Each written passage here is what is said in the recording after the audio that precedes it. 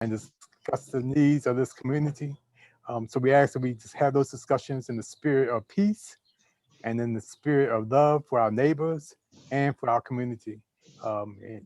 This is our prayer. Amen. Amen. Amen. Okay. I'm going to go to elected officials updates. If MPD is here, they can go first. If not, I'm going to start with the mayor's office. Is anybody here from MPD? Okay. Hearing nothing, I'm going to go to the mayor's office. Anthony, are you with us? Okay, if he comes on later, I will get back to him. Councilmember McDuffie's office.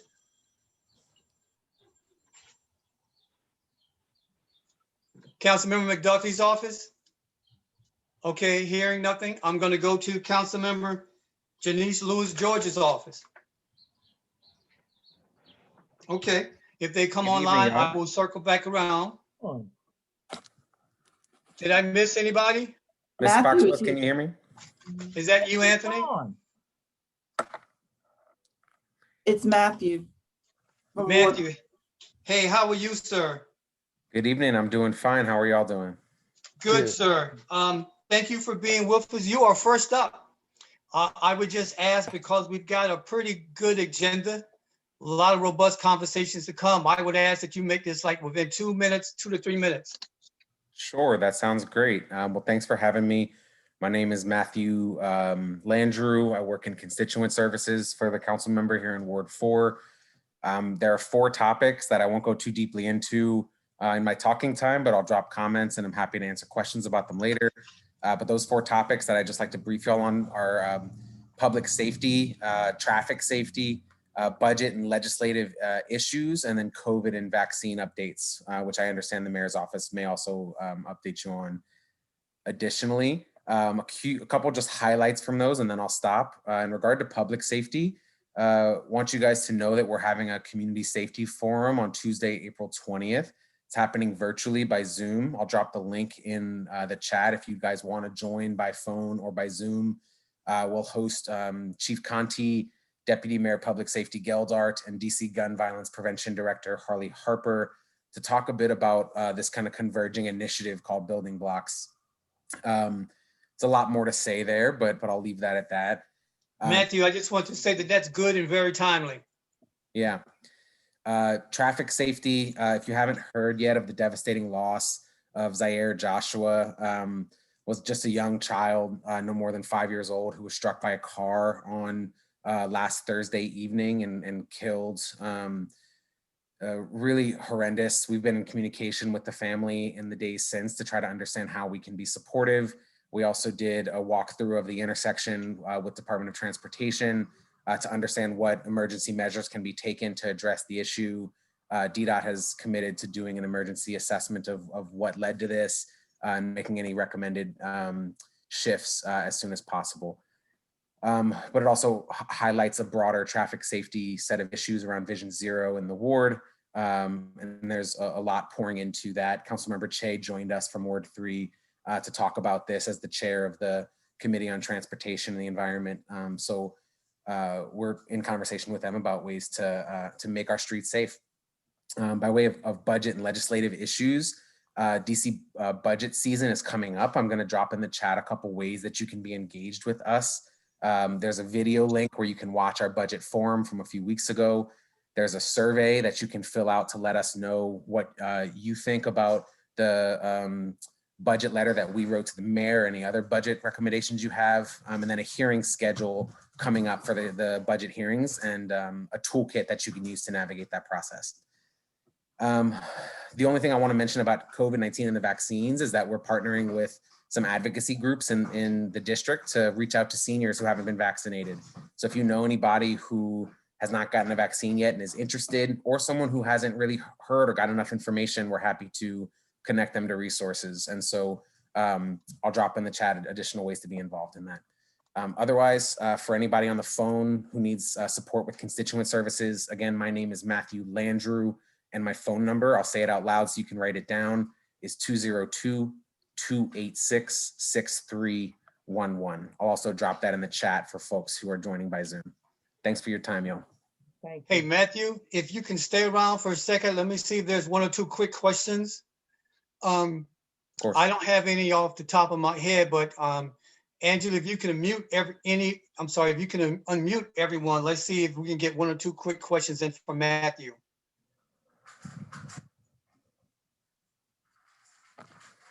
Hi, this is Lavoria Huff. Can you hear me, Matt? Hey, Commissioner Huff. Yes, ma'am. So I'm interested, I know Ward 5 has done a COVID vaccine that included 18 and over. I think Ward 5 had it even younger. I'd be interested in finding out how some of the young people, some of our young youth in our community, young man just left, he got his vaccine. So I know that the spearhead in the beginning was seniors, but I'd like to hear more about how the youth can get, our young adults can get vaccinated. Thanks. Yeah, thanks for the question. As I understand it, it's thinking about how young people have access to the vaccine. I think in addition to what's happening with the DC health system with the pre-registration process, which is right now for anyone in the district to pre-register 18 to 65. I know that DC Health has partnered with Children's National to identify specific populations of children who have health conditions that require additional attention or resource, and that they've been working with DCPS as well to kind of support identifying those kids and getting them roped in. So I think if there are specific kids who you know of who are interested in getting the vaccine, their families are unsure about how that process is going to go, I'm happy to connect with them. But I'll also leave the mayor's office to speak more specifically about some of that outreach. Thank you. Yes, ma'am. Another quick question.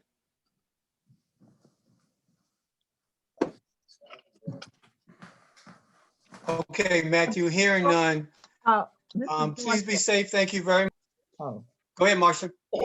This is just a quick comment. I would like to thank the councilwoman's office because I was able to get my vaccine and also my DMV. I'm going down there this week, and they have done that both of me, and I want to thank that office for what you have done. Thank you.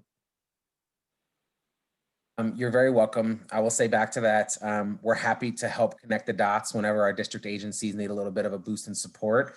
Our overall goal is to make sure that you don't have to reach out to our office for the agencies to get you what you need. And apologies, you'll hear my pup in the background. That's Delilah whining to go outside. So No worries.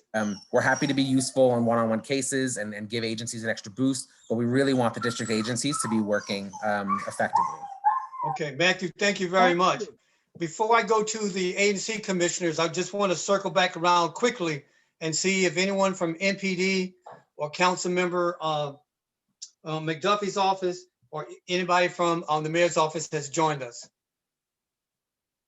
Okay, hearing none, I'm going to ask the elected officials, our agency commissioners to speak. Leroy, I heard your voice. Would you like to go first? So, hello, everybody. I'm working really hard in the SMD to address our trash can issues that we have.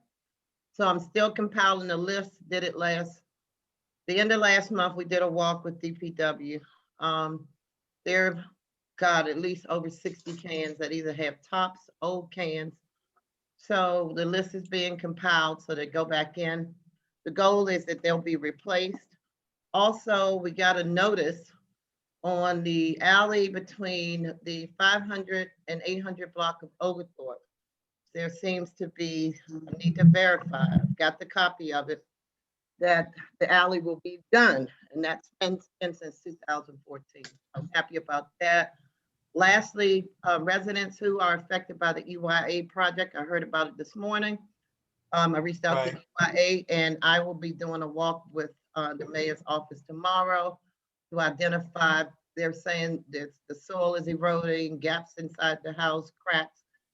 So if you need me for any reason, please reach out to me so that we can move forward. I will identify that tree at the intersection of Riggs and Nicholson.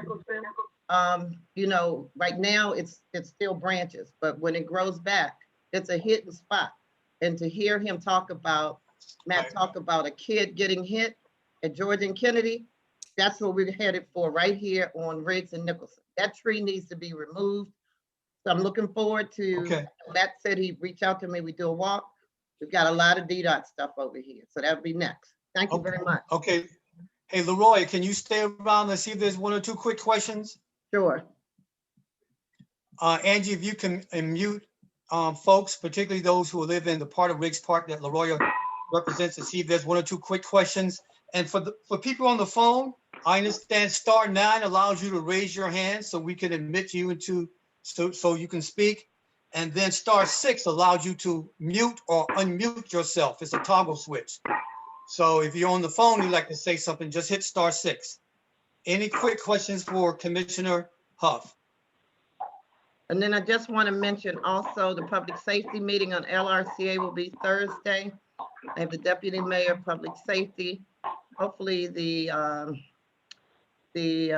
housing, DC Housing Authority will talk about housing choice voucher programs. Yep. And the meeting, my SMD meeting will be about DPR, our playground. Thank you much. Not hearing any more questions, or not hearing any questions for Commissioner Huff. Let me go to Commissioner Brooks if she's with us. Allison, are you with us? Yep. Can you How hear are me? you? I'm wonderful, thank you. How are you? I'm great. After you. That's good. So I, as everyone knows, I hope everyone knows, I am the commissioner for 4B08. In addition And? to that, I am the chair of the commission, so I can address other issues as Yay. well if that is needed.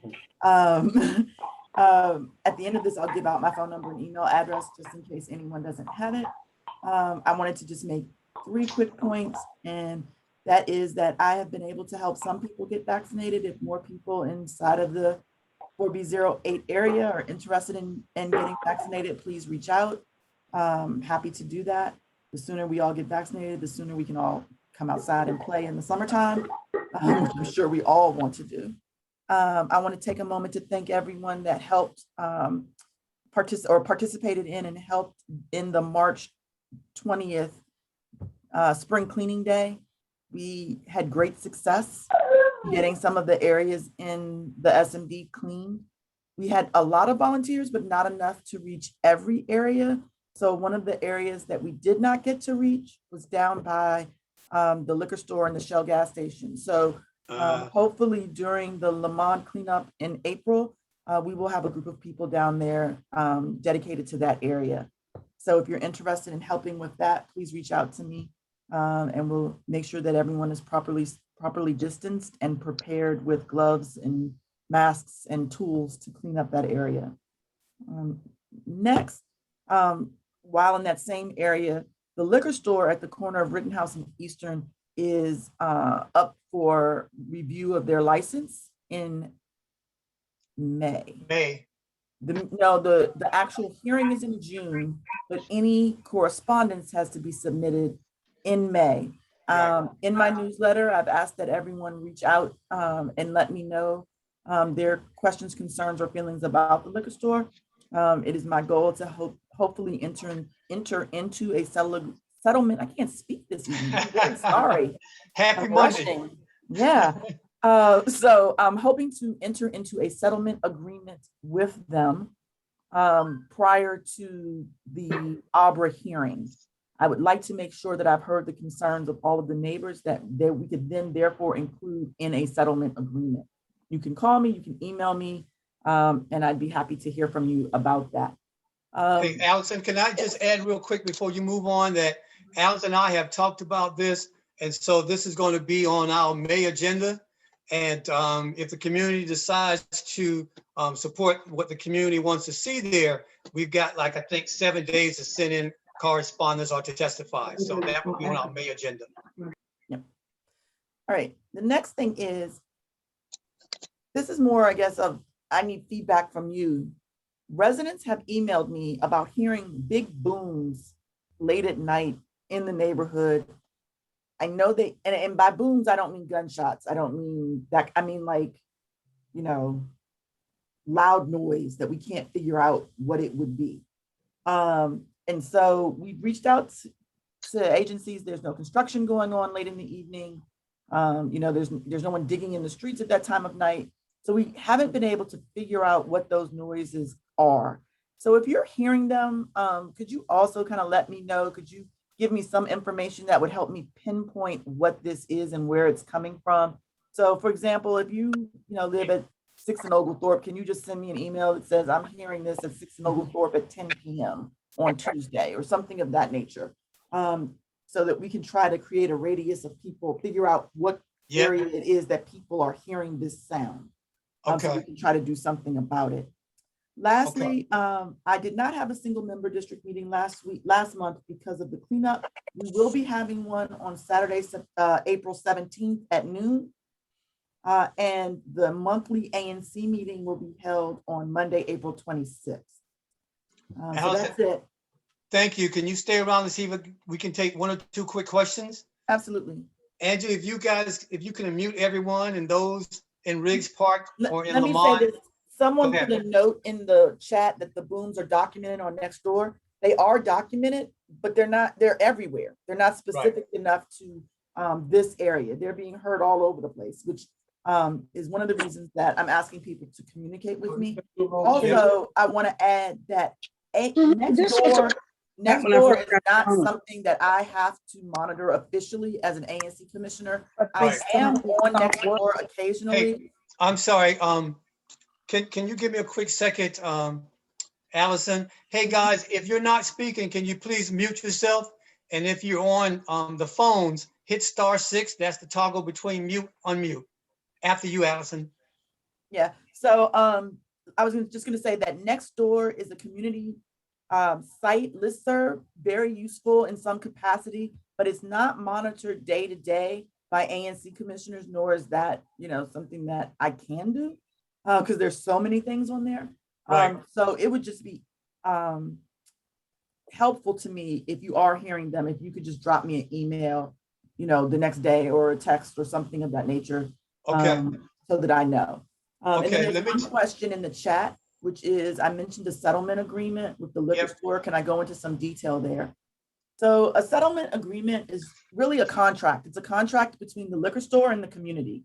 And whatever we can agree to and put into that agreement, that's what the liquor store kind of has to do. And if they don't do it, we then have the ability to go back to ABRA and say, here's a document where they agreed to do X, Y, and Z. And they're currently not doing that. And we want them to be doing that. Hey, Alice. Alice, sorry. Thanks very much. And for those of you who may not be aware, ABRA is the Alcoholic Beverage Regulation Administration. Thanks, Allison. Let me move on to either Damien or Gordon, if you guys are with us, and then Jeff. Okay, I'm going to move on. I see that Anthony joined us. Anthony, is that you? Yes, sir. I'm here. Damien? No, I was just saying that I don't currently have any updates. Thank you. Thanks, Damien. Take care. Anthony, I think you might still be on mute, Anthony, so unmute yourself.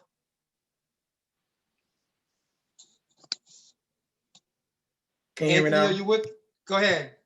Yeah, I'm sorry for my tardiness. I don't know if I cut the line and jumped in front of somebody. But first of all, good evening, everybody. Happy Anthony. Hey, I'm sorry, Anthony. Good evening for you too, man. Listen, we've got a pretty tight agenda, so we're asking folks to kind of give a very brief update, like 1 or 2 minutes. Okay. I'm gonna send you the full list of updates because I don't know if I'm gonna cover everything in 1 or 2 minutes, but that can go in the newsletter. Yeah, that's great. But just want to remind folks that I'm available, anthony.mitchell@dc.gov, also 202-436-2087. As folks may have already noticed, in terms of reopening, there's a number of changes that happened earlier today were announced by the mayor. I'm going to get into just a few of them, and then I'm going to go ahead and jump back on mute. But entertainment, live music will be allowed near outdoor restaurant seating. Movie theaters will be able to operate at 25% capacity. Seated live entertainment will now be at 25% capacity or up to 500 people, whichever one is lesser.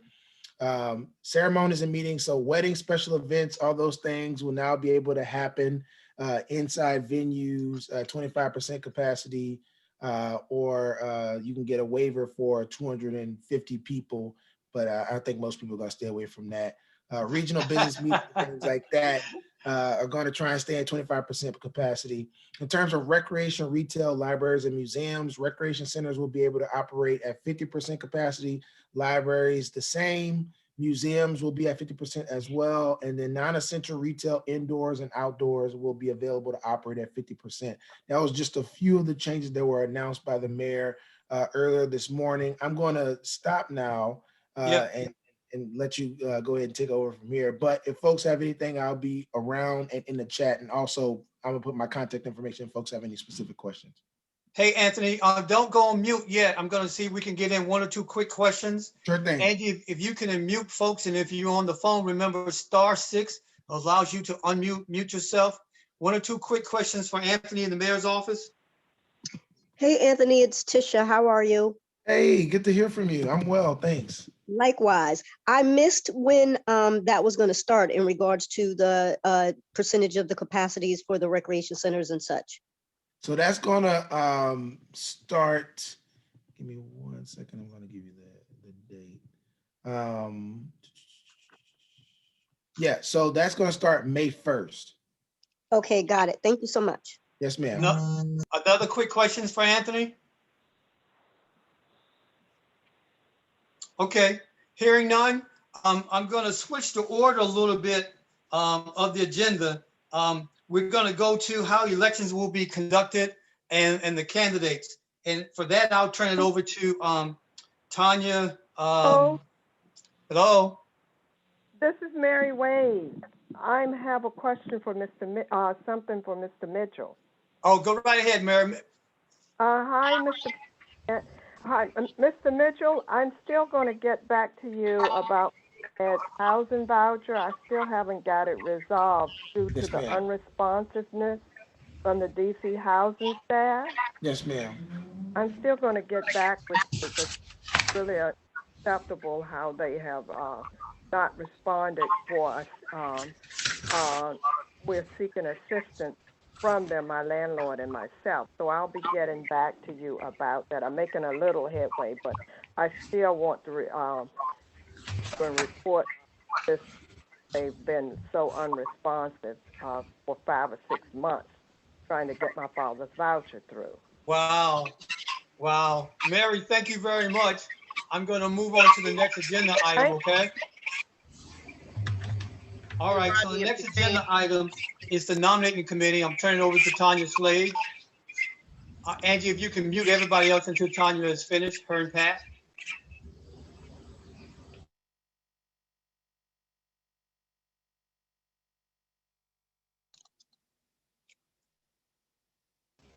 Hi, good evening all. Can everyone hear me? I can. I think other people can as well. Okay, great. My name is Tanya Slade. I'm the chair of the nominating committee. I'm working in tandem with Patricia McCallan, Jay Charity, and Thomas Blanton, and Sherry Alston. We've all worked together to prepare for the upcoming election. The election is going to be held for the fall 2021 and through spring 2023. Pat McCallan has received names for nominations for various positions. The positions that will be open are presidents, first vice president, second vice president, treasurer, financial secretary, recording secretary, parliamentarian, historian, and then there are 10 trustee positions. If you're interested in running for any of the positions, we can resolve that tonight, But if you're thinking about it, would like more information about the positions, please take down the number for Pat McCallan, which is 202-529-3927.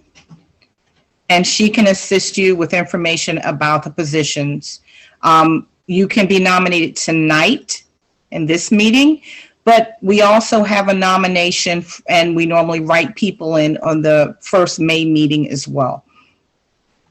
We're going to address people who have the ability to reply on Zoom first, and then for people who have called in, if you could just be patient, we will address you second. So I'm going to turn it over to Pat McCallan. Pat, who do you have that would on your list of nominees?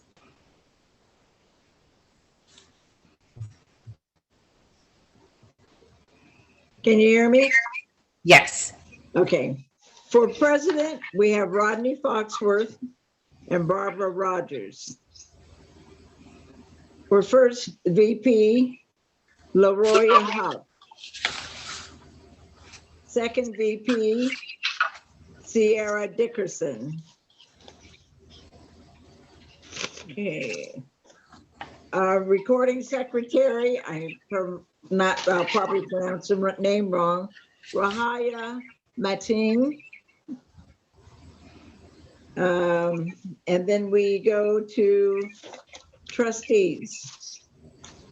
We have Heather Rogers, James Gaston, Patrice Richardson, Reverend Johnny Mays, Reverend Paul Smith, and Edgar Shepherd. Hi, Pat. I believe that Rodney had a slate. Would you mind reading at a slate, people that are running with him? I read them. Oh, His slate okay. is LaRoya, Okay.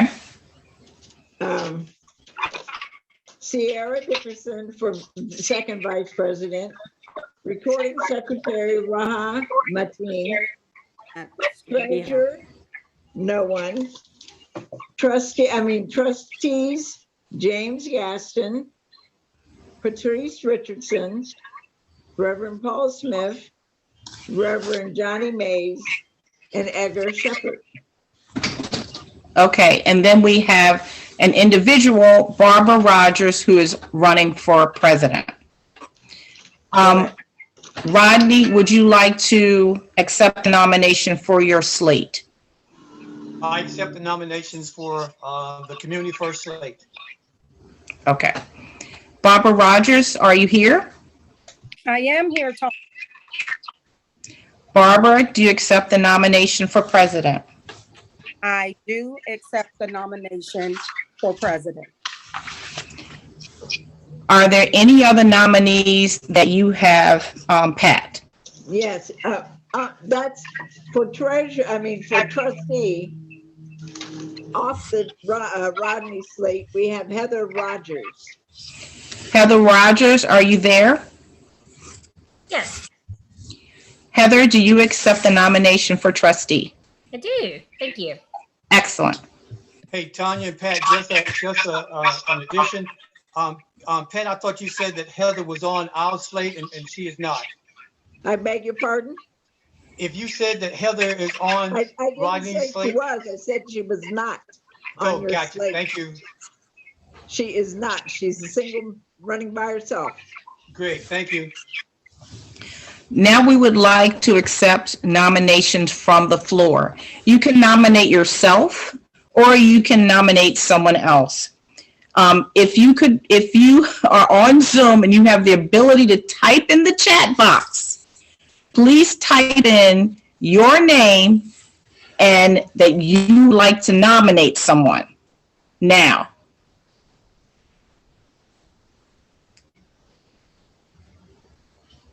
If you're on the phone and can't type in the chat box, just hold on for a moment. This is for president, correct? Yes, this is for, pardon me, yes, this is for president. Is there anyone out there who would like to run for president or nominate someone for president? Please type in the chat box now.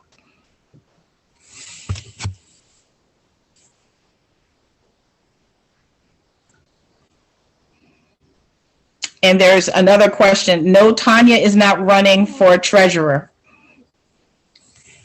Darn it.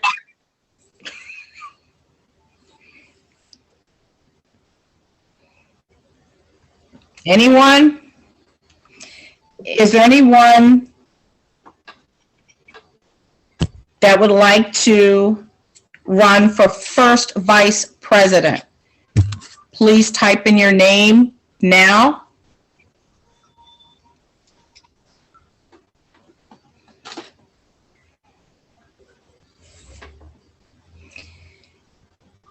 Is there anyone that would like to run for second vice president? Or nominate anyone for second vice president? Please type in the chat box now.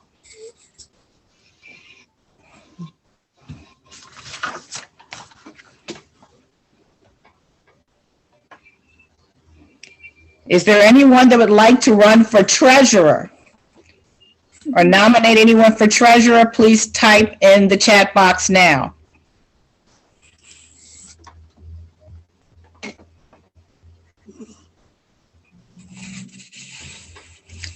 Is there anyone who would like to run for financial secretary? Nominate anyone for financial secretary? Please type in the chat box now.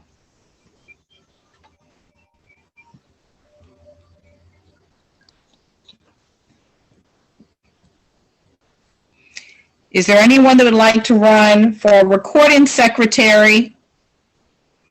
Or nominate anyone? Please type in the chat box now.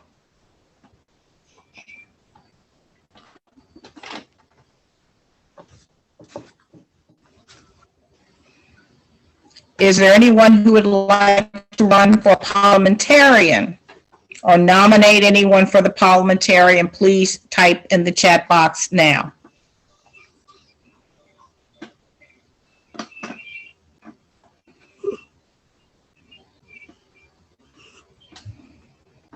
Is there anyone who would like to run for historian? If you would like to run for historian or nominate someone, please do so now. Type in the chat box.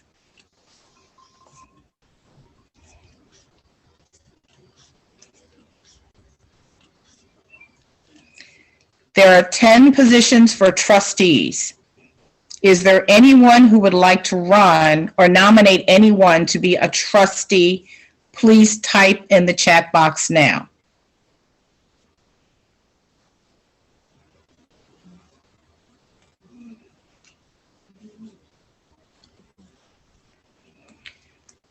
If you are on the telephone, who is this? Okay, Daniel Lewis Wright is interested in running. For what? Can we unmute Daniel Lewis Wright? Tanya might be quicker to just answer to put it in the chat. I'm here. Okay, So I let's see. nominated- Okay. Hi, what would you like to run for? I see I'm interested in running. It was for the trustee position. So Okay. For what? One of For the trustee? Yes. And your name again?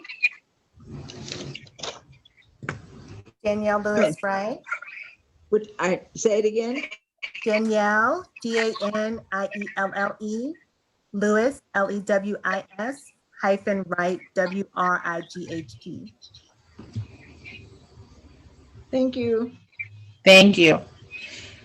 You're welcome. Do we have anyone on the telephone that you can raise your hand, *9, or unmute *6 to nominate someone or yourself for any of the positions.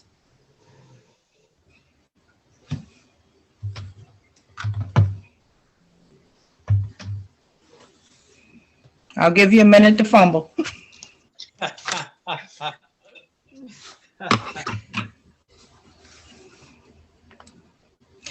Now, this is not the only time that someone can be nominated or run for a position. The May meeting, we can do the same. You can be nominated in the May meeting.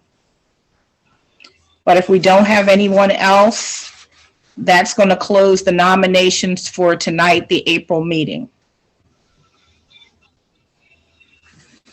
Okay, thank you so much, Pat. I see a comment in the chat. Okay. The duties for the position are found under, in the bylaws. And the bylaws, it lists the responsibility for any position.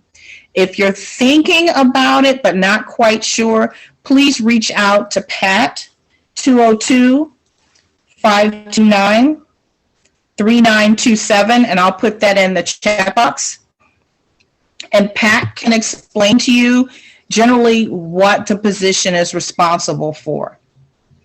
I can do the same. Tanya Slade, 571-235-7191.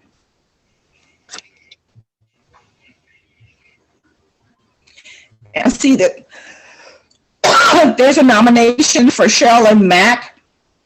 Sherilyn Mack, are you there?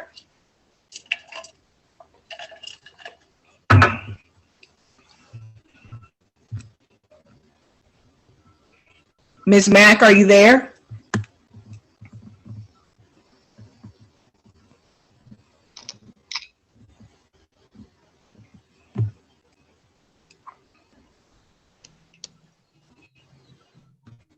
Tanya, I'm mindful of the time, so if you could, you might want to speed it up a little bit, okay? Okay.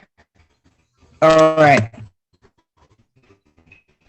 So we'll reach out to Sherilyn Mack. I see something happening in the chat box, but I can't find them. So that's going to end the nominations for tonight.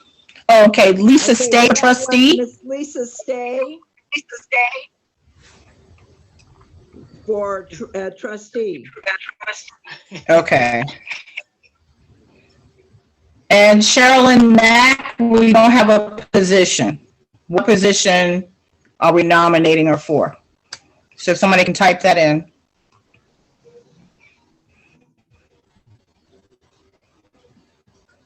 Okay, thank you so much. We'll still look over to the side for nominations. Okay, and the chat box it said Ms. Mack was, what was she running for? I don't see. It came up real quick and Darlene J, can you tell us exactly what Sherilyn Mack is running for? Is Sherilyn Mack president? And Tanya, for people who are nominated from the floor, do they have to be present to accept the nomination? They should be present to accept the nomination, but we always have the second chance in the May meeting. This is Commissioner Brooks. Ms. Mack is trying to join the call now and did not Yes, she's have the link. Getting on now. Is she running for trustee? Okay.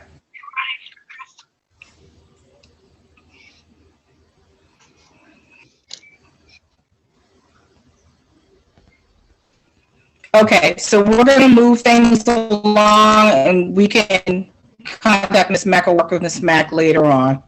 Okay, she's running for trustee. Okay. A couple of quick things. People have been asking me, can they vote? How do they vote? If you paid by PayPal, we have your email address. We just need to confirm where you live. So I've been sending out individual emails to people to confirm where they live. So please check your junk mail to see if you've received a personal email from me asking where you live. We're going to put together a list of email people, and we will send an email to them letting them know that they paid and how many votes they get, if they receive 1 vote or 2 votes. We plan to roll out a new website in the next 2 weeks, and when the website rolls out, we'll do a test, and hopefully we will be voting online for those people who have paid by PayPal and have email. For those people who are paid by check, you will receive a ballot. First you receive a letter, and in the letter it's going to say, thank you, you have X number of votes. After you receive that letter, you will receive a ballot for, you'll probably receive it the day before or the day of voting at your home. You'll keep that ballot until Tuesday when the ballot will be picked up. That's only about 20, 25 people that we'll be doing that for. But if you have email, you will be voting online. If something goes wrong with the webpage, though, we do have a plan B. Any questions? I see. How many voting eligible members do we have? We are still working on the list. Lisa Ray and I were working on that list earlier today. We need to confirm that people live within the voting area, that they're actual residents, and then we'll know approximately how many we have. We've received payment from about 90 people so far, but some of those payments are really gifts. Because the people do not live within the boundaries. And that's a part of what the email or the letter is going to say to those people. Thank you very much for your contribution, or thank you very much, and you're entitled to vote. Okay, we have one person who wants to know, how will they be counted if they paid by credit card? That would be through PayPal, I would say. If you pay through PayPal, if you pay $15, that's a household vote of 2. If you pay $10, that's 1 vote. It's no. So it doesn't matter if you pay credit card. I mean, PayPal takes credit cards, whatever. Miss Martine has a question that she put in the chat. Could you repeat it, please? It's about credit card, no card. That doesn't matter. There was a neighbor who paid, their relative paid for a neighbor because he doesn't have facility with the internet, and they paid by credit card. They did not pay by PayPal. And so that's why I'm asking. Okay, then the person who paid online needs to email me, because I'm gonna not know that I need to drop off a ballot at that person's house. So okay, we'll talk offline because I sent you an email to that effect. Okay. Thanks. Any other questions? If not, back to you, Rodney. Okay, hey, Tom, just 2 quick notes. First is Mrs. Mack joined the call, so you might want to ask her. Oh, hi, Miss Mack. How are you? Are you there? Yeah, I'm getting here now. Okay. Miss Mack, did you want to run for the position? Do you accept the nomination for the position of trustee? Okay, I'm just coming on for trustee. Okay, yes. Yes. Okay. Thank you. And what is your first name? Sherilyn. Darlene? Sherilyn, SHAROLYN.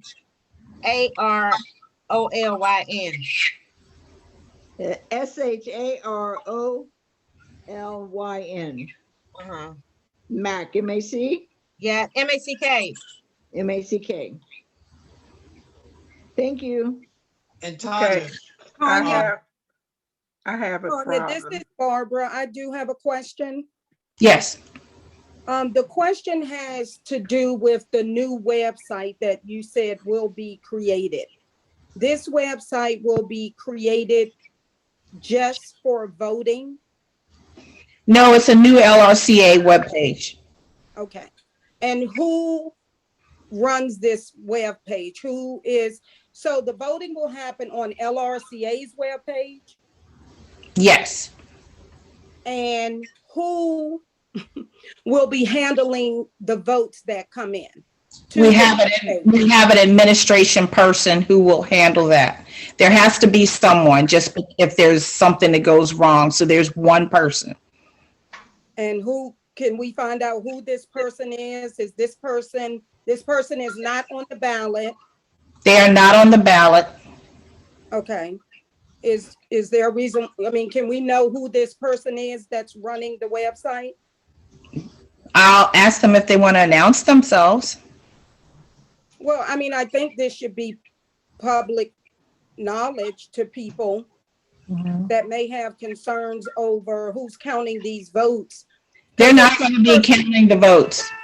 The website is automated. I am a member of the LRCA. My name is Angela, and I am the communications chair for the organization, and I will be the sole administrator of the site.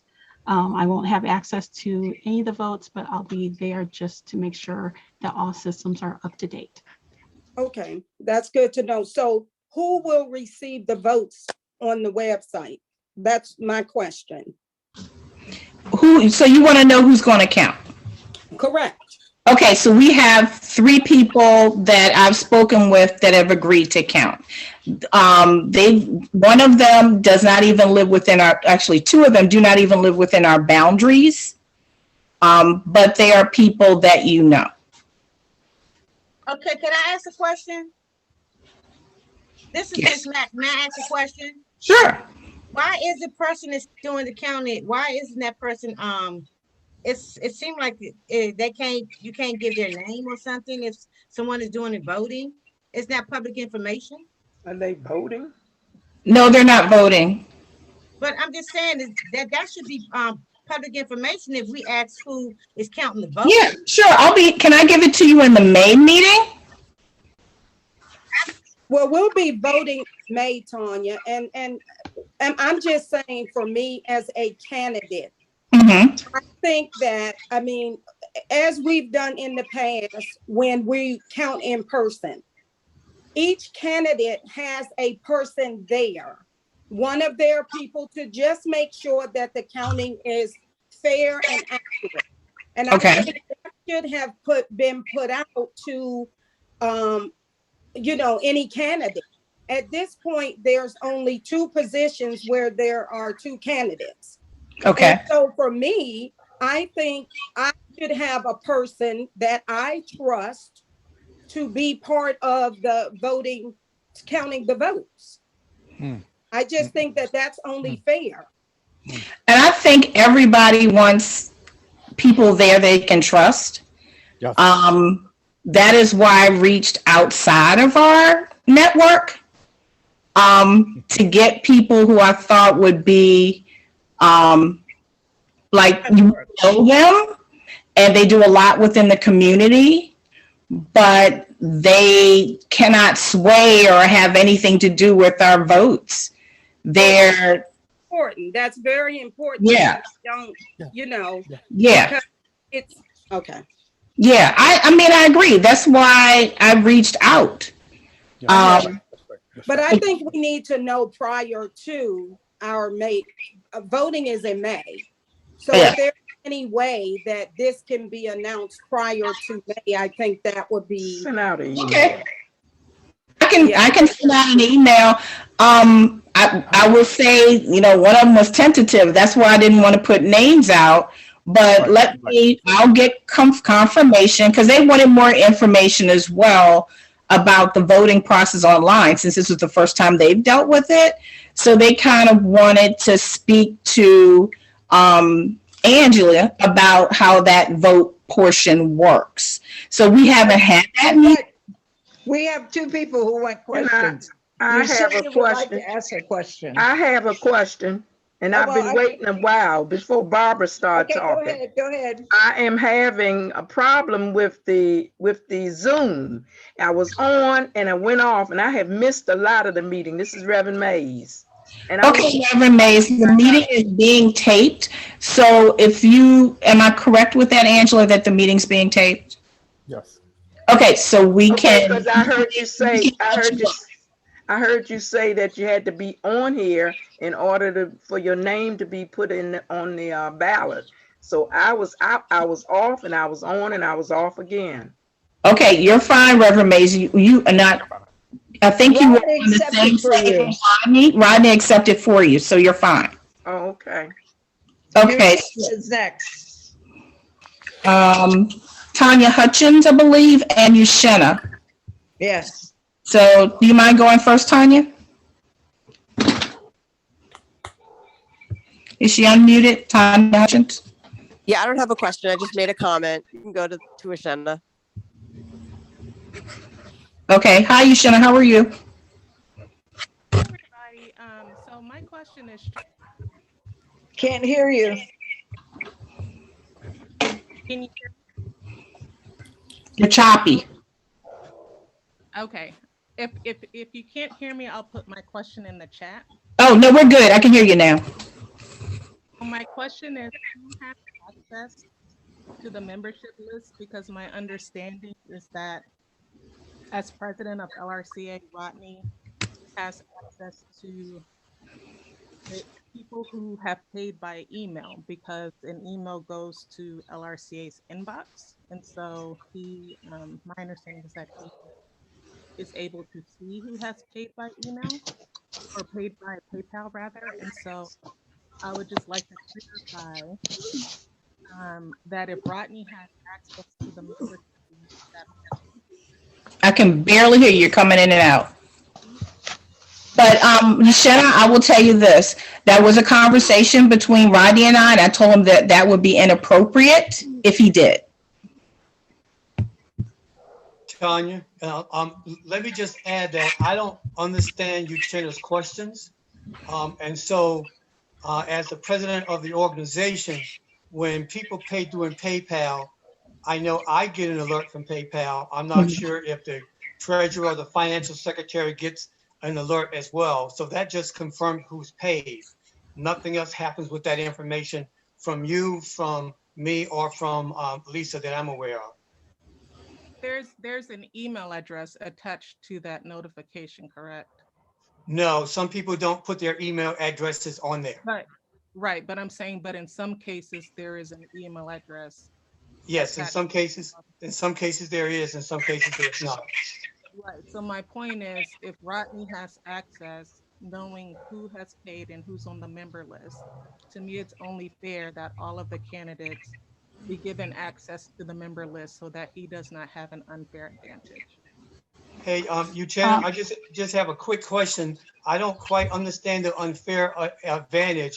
Is there something that you're saying here? Because I don't quite understand. Because if you're a candidate and you're running, you should not see the information. You should not be privy to the membership list. It's been like that forever. Sure. So I don't have access to the membership list.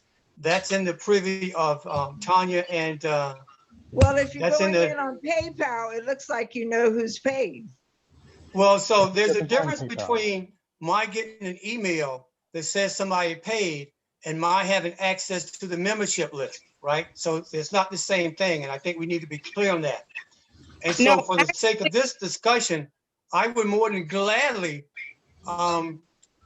suspend my access to any and everything, because I think it's important that this be fair and transparent. And I know that people have concerns because in the past candidates' names were not put in the newsletter. So we want to make sure that moving forward, this is completely transparent. So I will work with Lisa and Tanya to remove myself from anything PayPal. Well, I think, Rodney, at this point, it is a little late. You have already had access to that information. So I think what she is saying is that it is only fair, since you have seen this information, that it is given to all the candidates, and that would be fair. Hey, Barbara, I understand your point, but I haven't seen any membership list. I haven't seen any of that. Didn't you? So, hey, Barbara, if I can be allowed to finish, please. Rodney, if I can be allowed to finish. If I can be allowed to finish, please. We have to be respectful. So if you're implying that I've seen a membership list, and that if you're implying, just hear me out, If you're implying that I've seen a membership list, that's not accurate. No. If you're implying that I've done something with a membership list, that's also not accurate. So I Okay. think to be fair and What people transparent, are you have saying, to, Rodney, is I'm sorry, that if you if get an I could be allowed email to or finish, something please. from If I could PayPal, be allowed to finish, please. So I think that we don't want to hurry get up. into a position where folks are providing false and misleading information. I just think we've got to be fair all the way around. Well, So I think we in need being to, fair, that is on the nominating committee. in If being that is on fair, the I nominating think Tanya committee, has the floor. in being fair, since all this time you have had access to the list, Rodney, you have. It's If only you're getting fair email, you that know who the anyone members else who are. wants to run for an opposing position should have access to the list as well when the list is complete. So again, thank I you. think that's a good question. fair. So again, there is one question about having access. There's another question of did I access it? And I'm saying to be fair, No, we hear me out. no. Just hear me out. Just hear me out. So to say that I have access and use it, that's providing false and misleading information. The second thing is Didn't that I say think that. this is a decision that the board needs to make based on facts, not false and misleading Based on information. facts, you have had So- access to it. Based on facts, Yes. you have had access to it. But Tanya, that's different. Tanya, I'm sorry. That's different from did I use it? And so I think this is a Rodney, question. Rodney, you don't make me go there. You don't make me go there, Rodney. This is a question that the board should answer. No, it's not. It is not. It is not. The nominating. I have a question. Excuse me. Rodney, let the nomination committee speak and let the nomination committee run this meeting, please. Thank you. I have a question. This portion of the meeting. Okay, let's go with your question. Yes, Reverend Mays, please go with your question. Okay, my question is, since he has already seen it, can't we just all get it and get over this? Everybody get a copy of what he has seen and let's get over this. I mean, it's not making sense. He saw it, so give us a copy and then that'll take care of it. Hey, so what is being asked is that anyone opposing receive the list. So at this point in time, the only opposing person that we have is Barbara Rogers. So I would say that Barbara Rogers should be able to see the list when we're done with it. And I anticipate we will be done with the list by the end of this week. Okay, so give Barbara. One person at a time, please. One person at a time. Give Barbara the list. Hey, Tanya. Yes. Can I say something? Please. We got to make sure because we got people confidential information on here, and we're giving everybody the list. No, we're not. No. That is not what we're saying. We're giving one person the list. One. And that is Barbara Rogers. There's nobody else opposing anybody at this point in time that would have seen the list. Hey, Tanya, I'm curious, and you and Pat have done this before. Yes, we have. And when you asked me about 2 or 3 years ago if you could see the membership list, I told you no, because you're a candidate. Absolutely, and thank you very much for that, Pat. So I was going to ask another minute, question, but that's okay. I'm clear now. We all know that you have seen it now, Rodney. We all know that you have. Just hold on a minute. Rodney, So, wait. hey guys, Rodney. listen, I think we're getting far afield here. If the general body wants Barbara Rogers to get their list, that's fine. That's great. We can move on. Tanya, please continue. May I say something? This is Mary Wade as a voter. And I'm speaking for what I'd like to do as a voter. May I speak? Go ahead. I don't feel comfortable. I'm not that computer savvy. I want to be able to call in my vote, or who's going to come and take my vote from me? Barbara, Mary, you will receive a ballot. Okay. Okay? You will receive a ballot at your home. Okay. And okay? Are you sure you're reaching out to all the people that not computer savvy, and you're going to go by Yes, and all of the people who did not pay online will receive a ballot. So that's all of our check people. Oh, Lord help. They will receive a ballot, and it's not that many. Right, and I want my vote to be confidential, so. It will be a ballot, and you will have a return envelope to put the ballot into, and a little sticky to put on the envelope so it remains closed until it's time for the people to count it. Hey, Tanya. And someone will come to your house and pick it up, correct? Correct. Hey, Tanya and Pat, I appreciate, and we appreciate all the hard work that you guys have put into this. If there's nothing else for the nominating committee, Tanya, I'm going to move the agenda forward. Okay. Thank you all. Everybody spoke over me when I put in there. I had one question to ask. I let everyone speak. Is that you, Ms. Mack? Yes, it is, Rodney. All right, go ahead. My quick question was, since I misunderstood the meeting was tonight, when will the ballots be sent out? That's the only thing I want to know. The ballots will be delivered either the day before or the day of voting if you did not pay online.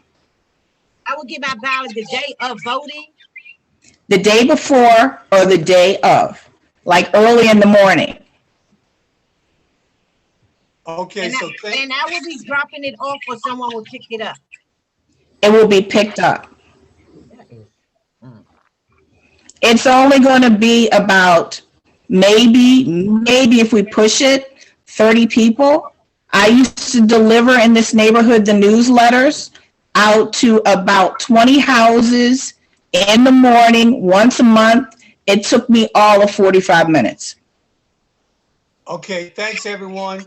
There's one more piece of business that we need to sorry, wrap I up have a question about in voting. the context of, I'm sorry, I have a question about the mail-in voting. Given that it is 30 people and that can make a difference in the election, will the results be made available after all the ballots have been collected and tabulated, including mail-in people? Like, they won't still be in a Wednesday, we want to plan the count. We want to plan the count for Wednesday. So we'll collect the ballots. Hopefully nothing will go wrong. And on Wednesday, they'll be opened by the people who are actually going to count them. okay, guys, so there's one other piece of business that's related to the nominating committee. The bylaws state that the elections have to take place in the May meeting. Given COVID-19 restrictions, that's not possible. And so the nominating committee, in conjunction with the communications committee, is recommending that we give people 2 days to vote. I think that the May meeting was May 3rd, and so that the voting would be to kind of vote to make this temporary exception to the bylaws given COVID-19 restrictions. So when is the voting date again? Clear that up, please. Say that again, Mike. Can everyone mute their phone while Rodney speaks, please? When is the voting day, Rodney, please? It's the May meeting. I think that's May 3rd. So again,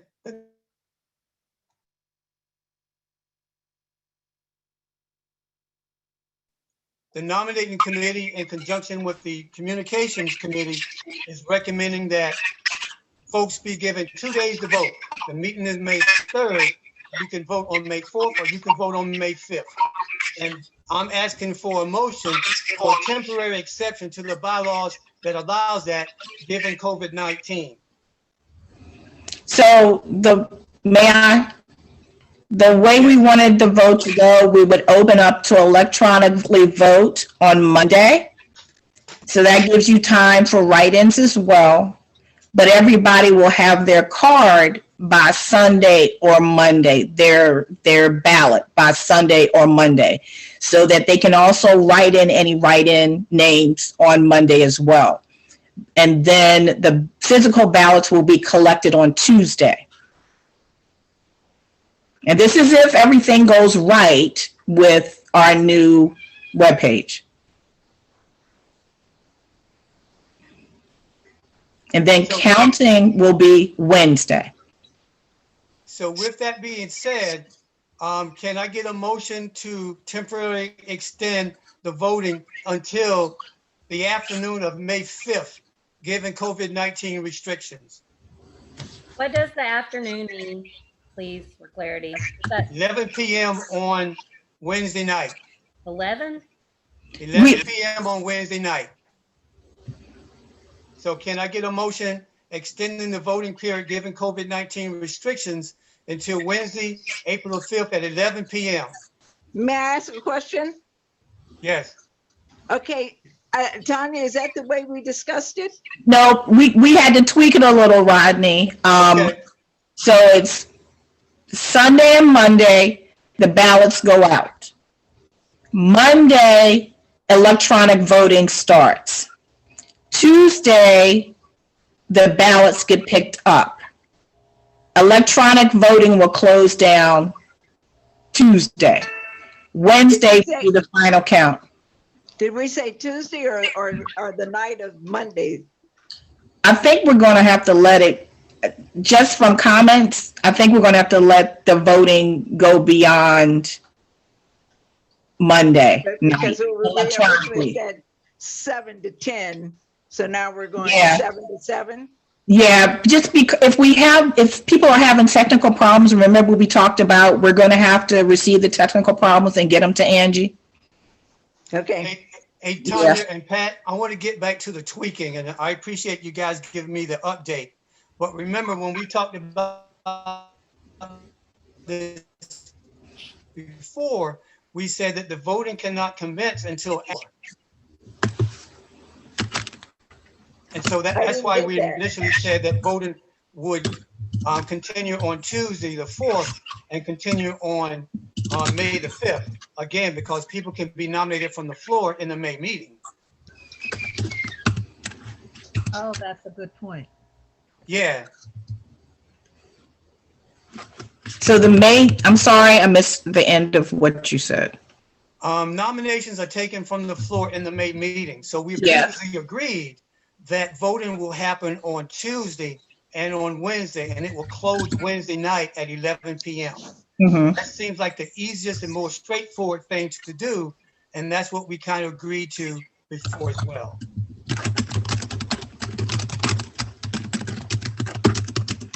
Who agreed? Who agreed to that?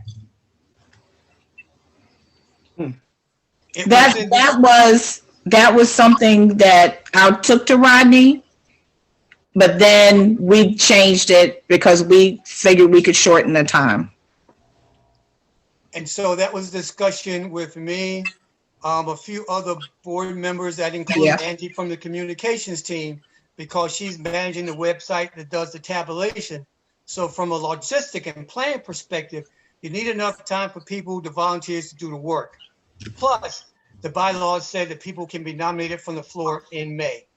Yes, and they become write-ins, and there'll be a place to write in online, and the ballots will go out with a write-in. And just remember, everyone, this will not be perfect, but given the volunteers and the hard work that people have done, it will be the best that we can. It's going to be fair and it's going to be transparent.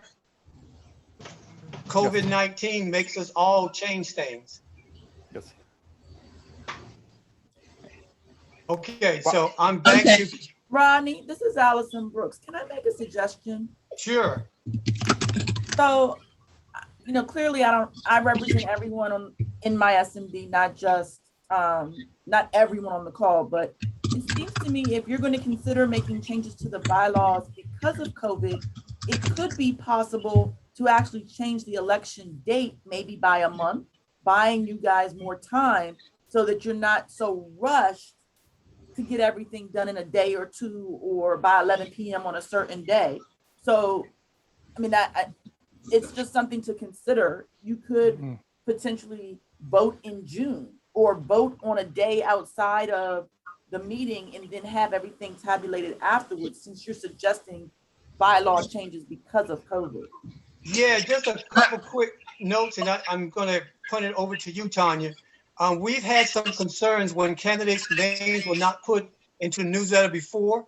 And so we were asked if folks can just postpone the elections for another month, but that was shot down for various reasons. So that's the first thing I would say. And the second thing I would say is that we've done a whole lot of promo in person, virtually, in the newsletter, et cetera, letting people know that the elections will be done in May. And the third thing is that I don't know if change in the bylaw is a rush job or anything like that. We're just saying that in terms of the bylaws, we're just extending the deadline for 2 more days. So I don't think that's anything major. But Tanya, I'm going to ask if you could talk about what does that mean for you guys? Because again, you were all set to do this in May. So I think all systems will go. The only thing that's left to do is just confirm who can and cannot vote, which we hope to have done by the end of the week.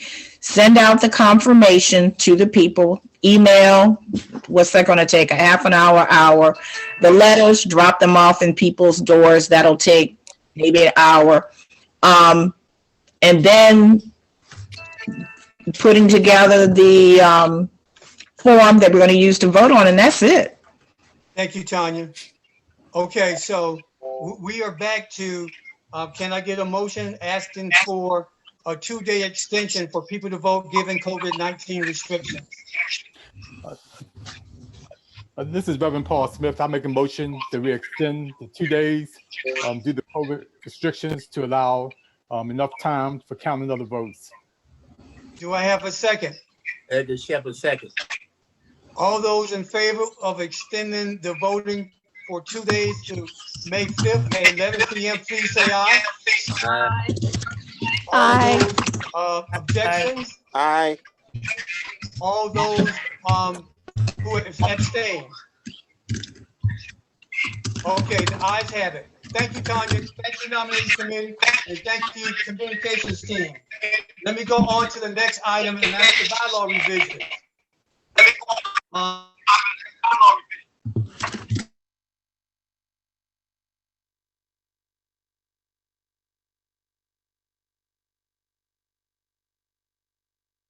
Rodney, we can't hear you. Got it. Thank you. Okay, so I'm going to move the agenda to the bylaw revisions. We will get through as much of this as we can, given the time, and I know it's about 8:15 now. So the board voted on the bylaws exceptions or edits that were sent out to everybody. And I'm not going to read them because I know you guys have done so already. I'm just going to ask you to look at the first edits where we're adding a non-discrimination clause to the bylaws. Does anyone have any questions and concerns about that? Angie, if you could you unmute everybody, please? Does anybody have any concerns about adding the non-discrimination clause to our bylaws? A lot of life ahead of us. No. That's why we chose a color we knew. I think we should unmute the people who just want to talk. Yeah, I just asked Angie if she can unmute everyone. I think she's doing that now. So, are there any questions or concerns about adding non-discriminatory language to the bylaws? There's a question in the chat about asking to provide the pieces and the share the screen. Is that possible? No, we've already said that, shown that. Come on, man. I can't see the bylaws. What am I voting on? The bylaws were sent out in the newsletter. Did you get a copy of the newsletter? No, I did not. Okay, sure. Rodney, let me see if I can pull up the newsletter really quickly. Sure. I lamb. Mm. Mm, mm.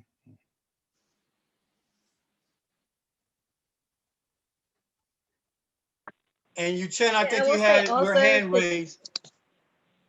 to David's point, who just put in the chat, and as well, other people are on the phone. So I think for members who can't read because they're visually impaired, or they're on the phone, I think it would be helpful to read through this section that's being proposed. Yeah, I hear you. I'm not going to do that.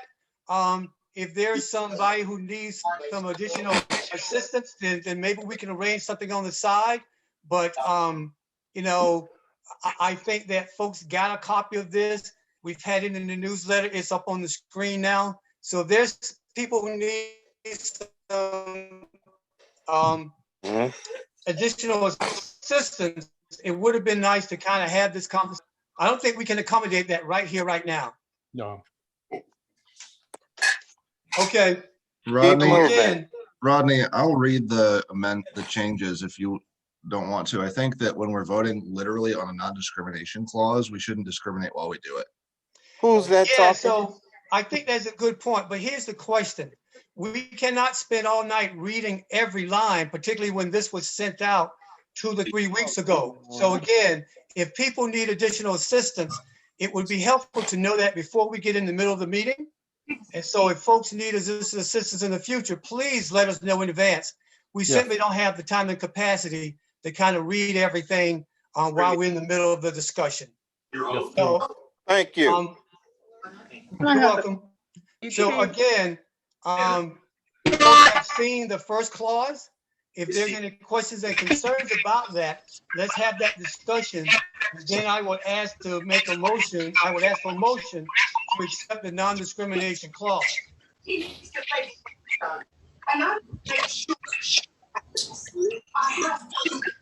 has to be me. Why?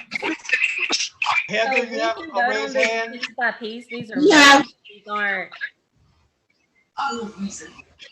How do we know it's getting stricken or updated? I'm sorry. They can take that down off the screen. You can't read it. Can't read it. You cannot read it. Hey guys, I think we just need to refocus. Heather, what was your question? Sorry. So can we please talk about the way it's going to go? I assume that at the end we would vote on all changes and we would have a time to talk about the procedure for the changes. But it sounds like you're saying that we're going to vote on each individual change. No. Could you please just walk us through the process for this? Okay, so the process is that we will review each suggested change from the board. And we can either have a vote on each suggested change, or we can take the whole thing as a package. I think it's easier to do each specific recommendation from the board, but I'm open to whatever the general body wants to do. I'm just mindful of the time. It's like 8:21 now. One, I agree with Tanya, but also thank you. So I think the bylaws say that it's two-thirds of the members present. What plan do we have to make sure it's just members voting? There is no plan to make sure we all are members only voting. The bylaws does not say anything about only members can vote on the bylaws It changes. does, actually. And we, it says two-thirds of the members. Yes, it does. it says 2/3 of the money of the members. Present. Does it say members present? Yes. So when we've done this in the past, and this has been done before, we've always accepted members present as being just residents in the meeting. It's never been this. You need to make So the again, definition. when we've done this in the past, we've always accepted members present as those people in the community who have been on the meeting. We've never kind of gone through a list of all paid members to see if people can vote to change the bylaws or not.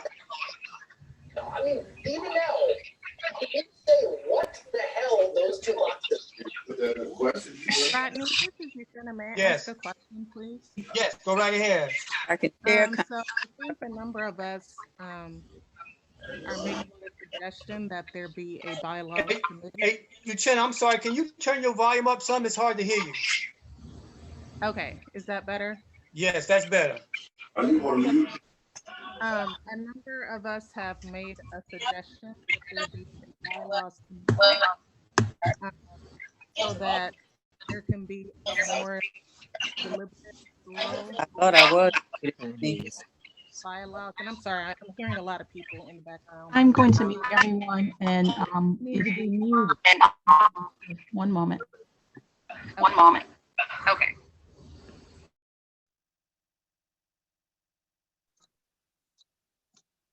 Okay, so So Uchenna, my suggestion is that there be a bylaws committee to actually have a more deliberate process for considering changes to the bylaws. I know that you saw many of the comments on the listserv, in particular with respect to the non-discrimination language. There are other places in the bylaws that sort of conflict with that non-discrimination language or I should say you, are not proposing at this time. And so in addition, there's the point that was made about discrimination on the basis of religion. I think the board needs to question how that would work, given that there is Christian prayer at the beginning and end of the meetings. So all that just to say that it seems like this should be a more considered, deliberate process rather than what seems from the outside looking in to be a bit rushed. So that is my suggestion. Rodney, can I okay, make go a ahead, comment? Paul. Yes, I just want to kind of give some clarification pertaining to the prayer. Over the past few months, the prayer has changed from a denominational prayer to a non-denominational prayer. So we're no longer doing a Christian prayer. If you listen to the prayers during the past 3 or 4 months, the prayers have been pretty much non-denominational, and that's standard even in the government. All right. So my other point was, for example, someone noted that the bylaws refer to husband and wife.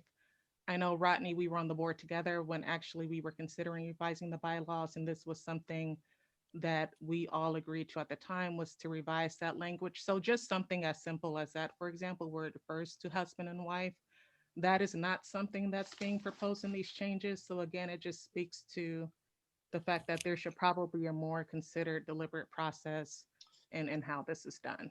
Thank you. Any other comments? Okay, so folks, I would say that I think the board did a very good job in going through the bylaws, and they really went through this in a methodical fashion.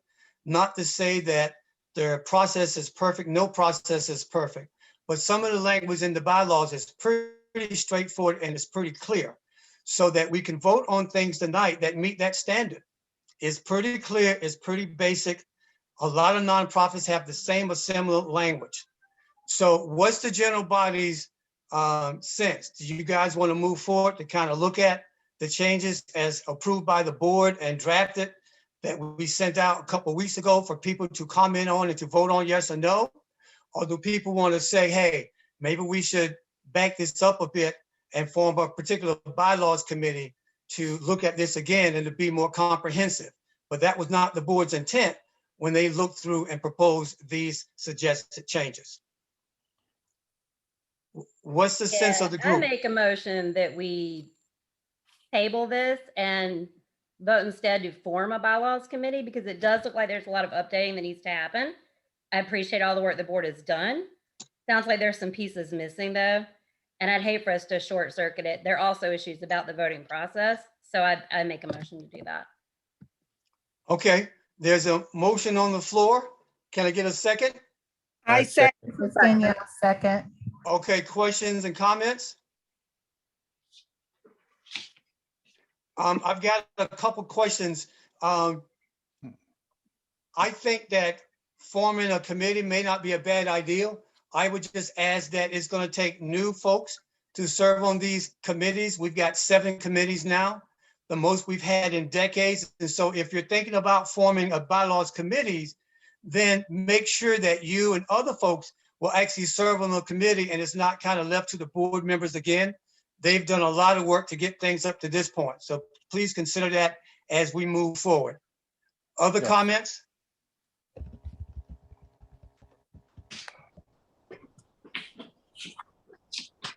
Rodney, can you clarify what's the process for standing up this committee? Can you say that again? Can you clarify what the process would be for standing up this bylaws committee? I heard the first part of it, but not the back part of it.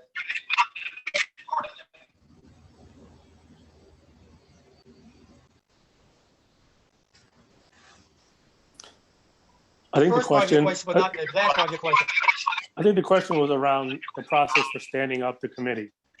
Yeah, what would normally happen is that when we take this, if this passes, then the board would kind of figure out a basic process that basically says that we're going to ask for volunteers again, send it out on the listserv, hopefully put it in the newsletter so that folks who don't are not part of listservs, are not part of emails, etc., will have a chance to join. Which means that this won't go out in the newsletter until May sometime. At which point, after the May meeting, when there's people who are electronically savvy and get it through the listserv, etc., and those who are not, because we want to make sure that everyone has a chance to participate. So when they see this in the newsletter, people will have a chance to come to a meeting sometime in May. That's generally how this will work, because you cannot discriminate against people who may not be tech savvy, who may not have access to the internet. So in general, that's my sense of how the process works. And I will do this in concert with the board if this passes. Other questions, comments? I think I actually kind of got this going because I'm the one that sent you the copy and paste of what needs to change regarding not discriminating. I sent that out. The things that followed, I wasn't anticipating. I just wanted to specifically make sure that we were not discriminating against anyone. I think the overhaul that we perhaps need a committee if we're going to overhaul the entire thing. Okay, other thoughts? Rodney, this is Reverend Paul Smith again. I just want to say also that if we're talking about doing this between now and the end of May, and here we are now, we're working on the voting process. And I think that we should make sure that we're not putting on more work unless these persons who want to be on this committee are going to be dedicated to making sure that what needs to be done is going to get done without having any extra work on behalf of the board at this point. Otherwise, I would suggest that we table this until the next term. Whoever's in those positions in the next term will be able to kind of do this more structurally. But I just think I hear you, Paul, and that's always been a concern. We've never, there's always been a lot of ideas, but good people that will follow through and volunteer to do the work has been a challenge at the time, but particularly given COVID-19. I would say that when Tanya raised the question about the bylaws change, it did open the floodgate for other things that were pretty critical. For example, we have electronic information now. We're a nonprofit. There's got to be some protections for electronic information and for any board member who has access to that if they in fact violate the law. The same thing with the financial information. We have electronic financial information. So Tanya, I appreciate you for raising that question. It did allow for us to look at other holes in the bylaws, particularly since we are nonprofit now. And Paul, I will get back to your point and say that this is something that would need to come up in the June meeting, right? Because there would not be enough time to kind of put something together for the May meeting. So again, if folks are serious about this, then we got a lot of good ideas. We just need hands on the wheel. Other comments? Okay, there's a motion on. I'm sorry. Yeah, Ronnie, this is Michael. So as I recall from the board meeting, there was a more pressing need to update one of the, I think the initial edit to the bylaw related to the non-discrimination. I believe Tanya, as you mentioned, you raised that. Is that something that we need to address immediately, or can that be tabled to the bylaw committee? 7. Then Lieutenant Arredondo actually sued the department Tanya, do I have that right? I was concerned about us being a nonprofit and not having that language, as well as the language referring to husband and wife. Those were my two biggest concerns. So Tanya, remember, you were very passionate about having the non-discriminatory language. I don't remember the language when we talked about this a month or two ago about husband and wife.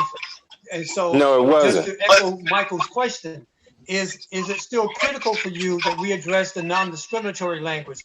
Because you were very passionate about that, and I know there was the implications for your license. So where does that stand now, given Michael's question?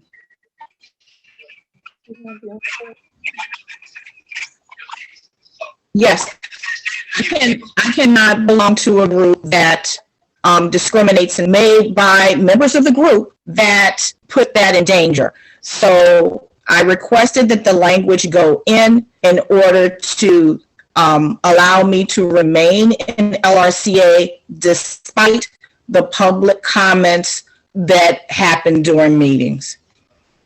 Okay, so with that being said, and I'm getting back to Michael's question, is it yours?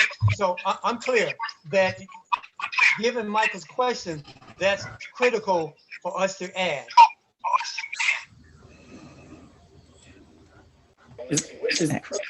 Is there a potential, I guess what I'm ultimately saying is there a potential that we could maybe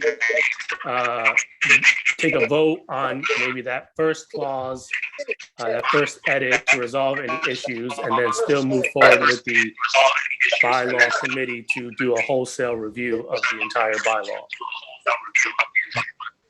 And that, I don't see us getting through all the changes at one time. I don't. I never did. One. Okay, Tanya. So here's where I am.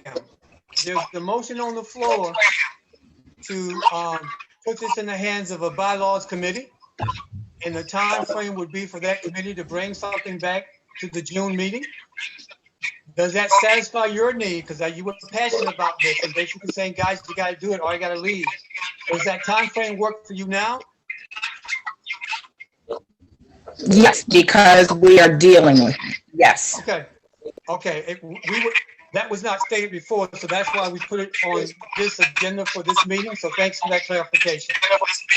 Okay, guys. So the motion is on the floor to form a bylaws committee for them to bring back proposed changes to the bylaws to the June meeting. All those in favor say aye. Aye. Aye. All those Aye. opposed? Any abstentions? I'm sorry. I think I heard all the ayes. Any opposed? Any abstentions? Okay, so the ayes have it.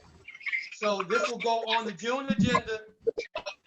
And I would say that because of the timing, folks should start looking at the bylaws now to see what critical changes need to be made so that when this committee does form sometime in perhaps later this month, that you can hit the ground running with any ideas or thoughts. You're gonna need some time to talk about this. You're gonna need some time to bring it to the board for the board to review it and to approve on it as well. So it goes on the June agenda. So that's the general time frame, all right? So that's the general time frame, right? Okay, let me move forward to the rest of the meeting. We have a So we're gonna do committee reports. Tanya, you want to go first, or you want me to go first? Rodney, there's a comment. Marsha, you have your hand up. You're putting a lot of feedback going on. You're putting together a bylaw committee. You're not going to of that committee. I'm sorry, Marsha, can you turn your volume up, please? It's not up. It's up.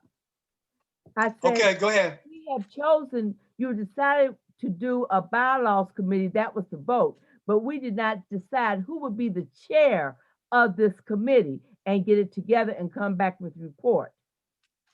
That's a great question. I don't know if that needs to be decided tonight. It's already been passed, and so the board meets. So if anybody wants to be a chair of the committee, please see any board member between now and Monday of next week when the board meets, and we'll figure out who the chair who the chair is. All right. Thank you, Marsha. Let's continue with committee reports. Tanya, I'm going to go first, okay? So people have a copy of the minutes. If there are no comments or questions about the minutes, I would accept a motion to approve the minutes as noted in the newsletter. I have a comment. Ronnie, can you? Is it about the minutes? Absolutely. So okay, go right ahead. Sure that we noted that during the library session that I did state that there is a risk concern and safety concern for children since the library's section for children's on the first floor. And right. I didn't see that noted, but I really think it's serious so that we document that concern for members of this committee. I think that's organization. I think that's good. Thank you, Danielle. We will add that. Other corrections to the minutes or additions? Okay, hearing none, can I get a vote to accept the minutes as presented with the correction or the update as Danielle noted? I make a motion that we accept the minutes as is with the addition of the comment that was made by Danielle to add on. Can I get a second? I second. All those in favor say aye. Aye. Aye. Any abstentions? Any no votes? Okay, we're gonna move to the treasurer's report. There is one more comment in the comment section. Someone has their hand. Mrs. Tate? I'm just agreeing, that's all. Okay, thank you much. We're gonna move to Tanya in the treasurer's report. So, during the month of March, Tanya, please unmute yourself. okay. Hi, during the month of March, we started off with $7,513.23. We had deposits of $2,495.39. Withdrawals, primarily Zoom meeting costs, UPS post office cost, and printing newsletters cost of $351.89. We also had the return of some of the funds from scholarships that were given to give us a total of $9,656.73 during, go ahead.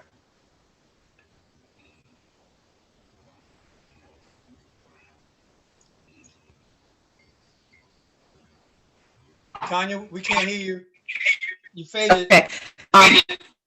For the balance of $9,656.73. That is, yeah. Okay. Any questions for Tanya real quickly? Okay, here none. Can I get a motion to accept the treasury report that's presented? Don't everybody speak at once. I think we're all on mute. I make a motion to accept the treasurer's report as presented. I second the motion.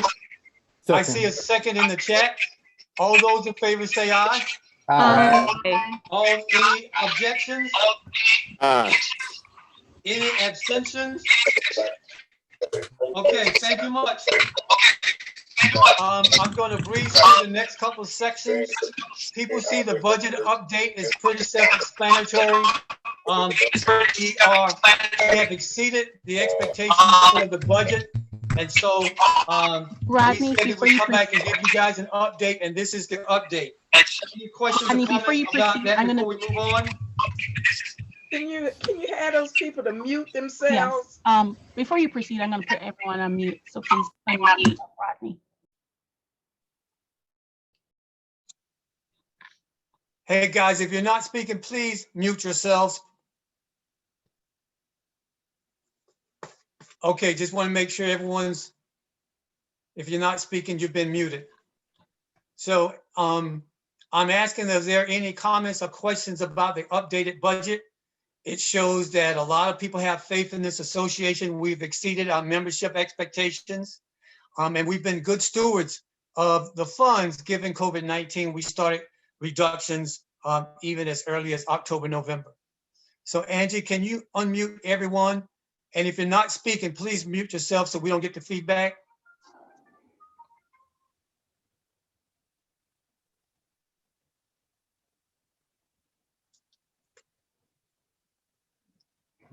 Angie, if you can unmute everyone, please. Okay, everyone's unmuted. Any comments about the budget update before I move to Edwin Washington with the Main Streets program? Okay, hearing none. Edwin, the floor is yours. Thanks for your patience. Yes.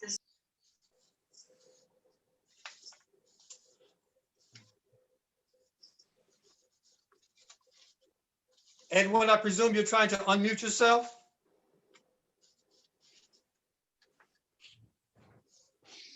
Still there? I'll get back to Edwin when he is able to chime in. Move on. Yeah, I'll get back to Edward when he's able to chime in. We can have committee updates, just be real brief, no more than a minute or so. Any committee chairs? Angie, if you can unmute the committee chairs or unmute everyone to give a very brief update.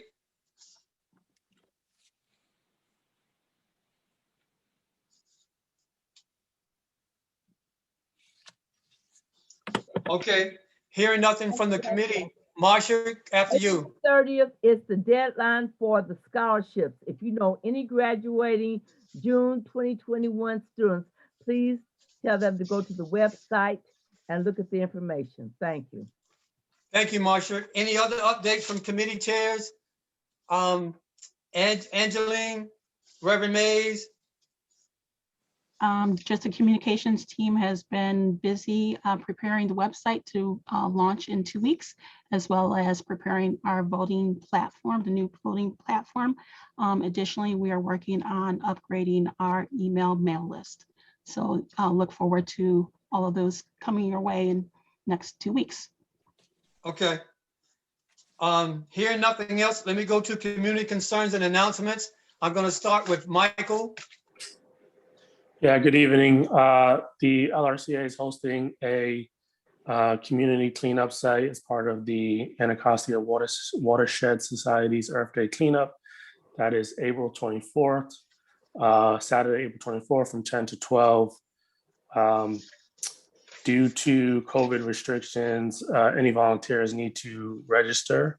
The link was sent out on the listserv and in the newsletter.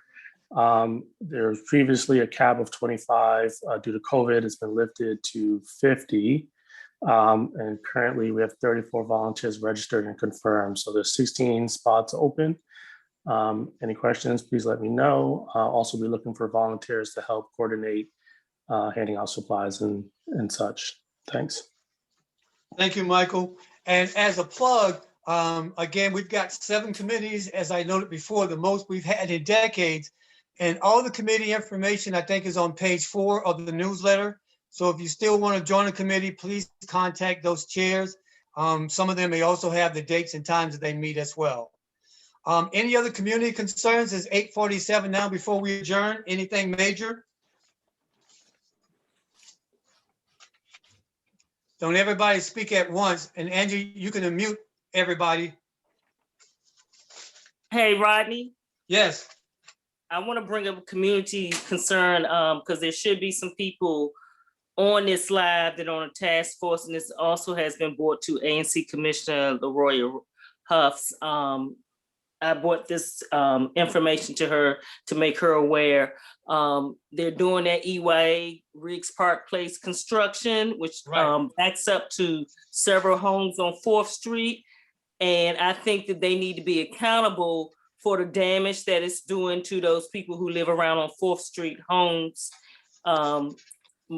Michael Biddle, he was also made aware, as you asked me to do, but if there are any other neighbors on this in this meeting right now, they should raise their concerns with the task force and with the ANC commissioner, and so that they can make sure that this is brought to EYA's attention, because they need to if they've damaged these people's homes, they need to definitely pay them. May I speak to that, please? May I speak to that, please? Yes. So to answer that question for Lisa, there was a contract in review. It wasn't completed, rather, via, I believe his name, I want to say Evan. Was that his name? But anyway, the guy. Evan Goldman. Yes, there you go. At EYA, I do have a copy of it I'm willing to share, but it never really got resolved because unfortunately there was an election, and so it got kind of pushed to the side. We can resurrect that because it spoke to their being responsible for anything happening to those homes over there. And there were several meetings with the people over there. So I do have that information. Okay, thanks, Tish. Other comments and concerns? Yes, with respect to that, as I mentioned in the earlier part of my update, the call did come in by way of Lisa, and I want to say thank you. So I've talked to several of the residents. I've talked to the contractor, Greg Guzman. I've talked to, of course, Jason. I will be walking tomorrow at 2:30, meeting the mayor's office over, talking to residents specifically.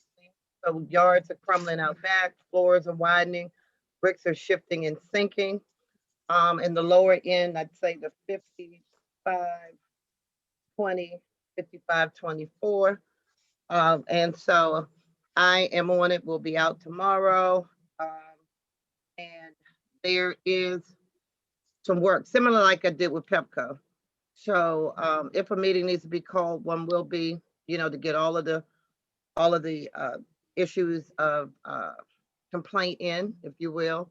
Right. I'll also reach down to the next block to see if they're affected.